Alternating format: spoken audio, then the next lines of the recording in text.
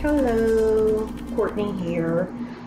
Got my MAGA hat on, wearing my sun shirt, Trump with attitude, straight out of America.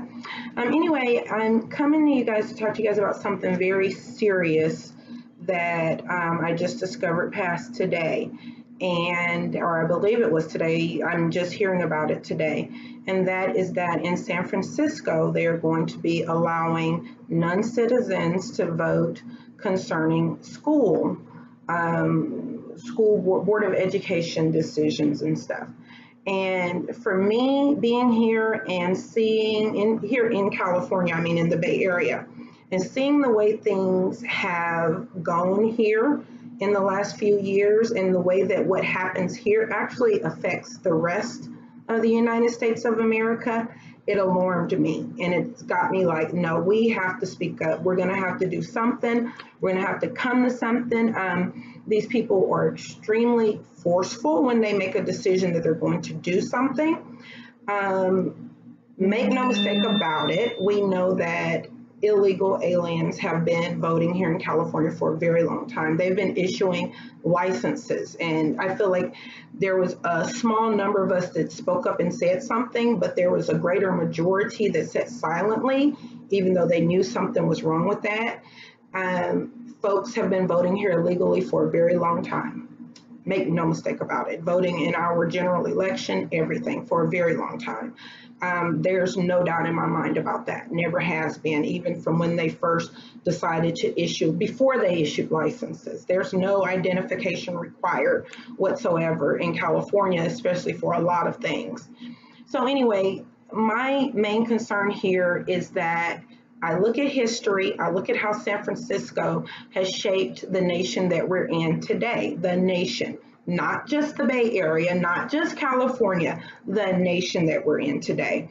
2004, Massachusetts went through their whole same-sex marriage thing, and it was legalized in their Supreme Court there in Massachusetts. Gavin Newsom, who's running for governor, vote for John Cox if you're here in California. Please, this man, Gavin Newsom, is the most dangerous politician that I know, period. That is Hitler in disguise, okay? Behind a shining smile. That's Hitler again, I guarantee you that. But he decided that he was just going to issue same-sex marriage licenses regardless of what the laws were, regardless of going through the proper channels, regardless of what anyone had said. He did it. That ushered in the whole thing of us having to come up with a constitutional ban here in California of same-sex marriage. That was Proposition 8, which more than 2/3 voted against same-sex marriage in the 2008 election, even though they elected Barack Obama, even though they elected him. When Black folks went out to vote, they voted against that whole gay marriage thing. Gavin Newsom defiantly decided he's going to issue these licenses anyway and permit this marriage anyway, which ushered in what we saw happen at the Supreme Court, folks, where 5 people made a decision and overturned all of these American voices that have voted in all these different states against gay marriage. There were 5 people, and he was the one that really pushed it, made all of the national news, catapulted his political career and everything. That started in San Francisco, the Bay Area. You're talking about Silicon Valley. You're talking about YouTube, Yahoo, Google. You're talking about the beachhead of everything here in the United States of America, okay? And you're talking about the wealthiest few.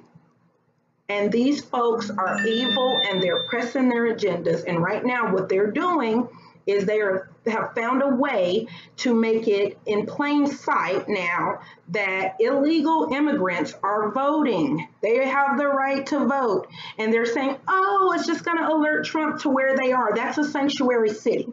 Nobody's going to alert President Trump. Nobody's going to alert ICE. Nothing. Right now, those folks down there are basically have ICE as targets. So that's not true at all. What they're doing is they're starting a beachhead. Be very careful and mark my words, please. We need to figure out something to do. We need to unite. We've already started our MAGA. We're making America great again. As an African American woman, I'm the biggest threat to the Democratic Party. Believe that. And there are more of me that are stepping off the plantation than what people could ever imagine. Our eyes are being opened. A lot of folks, it took Barack Obama trying to put men in the bathrooms with our daughters before they realized, hey, something's wrong with this dude. And they started pulling back. My husband was like, wait a minute. Now, not only has he been doing things against my God, but now he's coming in and trying to affect my family. And a lot of people that he's spoken to, and he continues to speak and be very vocal about it, are like, wait a minute, that is true. I remember something about that. President Trump got in and overturned that. President Trump has Black folks working right now. Okay, and he's telling the truth when it comes to this illegal immigration stuff. And it's not fair to those that do things the right way. I'm a law-abiding citizen. Everyone who does things the right way, it's not fair that someone else comes in and they're getting the same rights that we have, and now they're getting the right to vote. And like I said, don't just chop it up to, oh, they're just voting for their children's education, their education that they are taking illegally. They deserve a voice on this education that our tax dollars are paying for. Okay, there's something wrong with that, and it's only the beginning.